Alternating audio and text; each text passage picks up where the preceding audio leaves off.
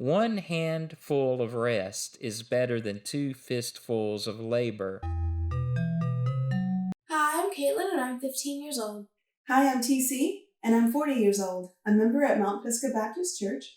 Hey, Caitlin, what comes to mind when you think about a handful of rest versus two fistfuls of labor? Well, personally, I think of a golden scale heavily weighed down on one side. Wow. Well, I never really thought about it like that. That's interesting. So school is out right now, and you guys have been out for a while. What do you think will be different when school starts back again? Well, hopefully they'll put more soap in the bathrooms. Yes, that would be a good thing. How do you think it'll be different from the teenage perspective? Well, I hope that they will be more grateful and perhaps take more pride in their schoolwork. Well, let's listen in as Pastor Jeff delves into one handful of rest versus two fistfuls of labor. During this time, wisdom is something I think we all want and need. I want you to turn in your Bible to the book of Ecclesiastes. Ecclesiastes in the Old Testament, it's one of the wisdom books, and it's a book of wisdom, of wise sayings. One handful of rest is better than two fistfuls of labor and striving after the wind. We think about our lives, and we often think about going and pushing through everything in our lives that we don't often come up for air, really, sometimes, so to speak. We get really busy with work and climbing the corporate ladder and doing the extra shifts and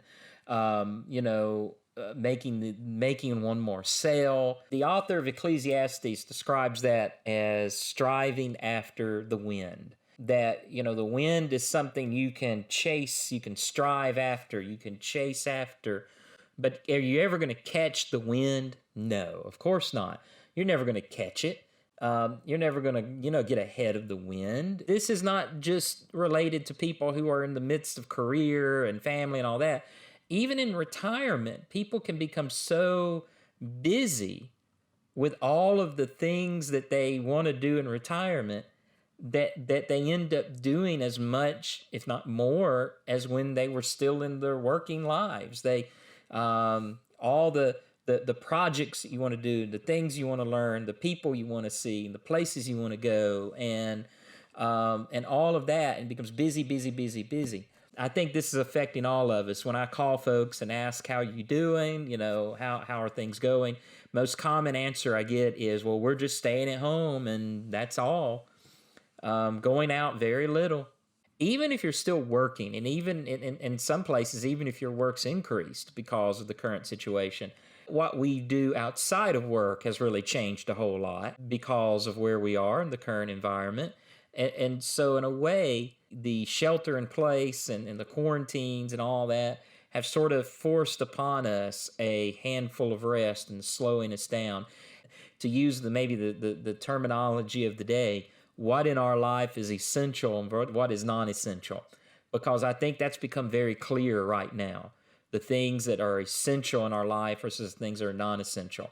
Thank you for joining us online today. We hope you were inspired by today's message and pray you'll consider giving to our ministry. Remember to keep in touch and check out our social media. On behalf of Pastor Davis and the entire Mount Pisgah Baptist Church family, we invite you to join us again. Until then, stay safe and God bless you.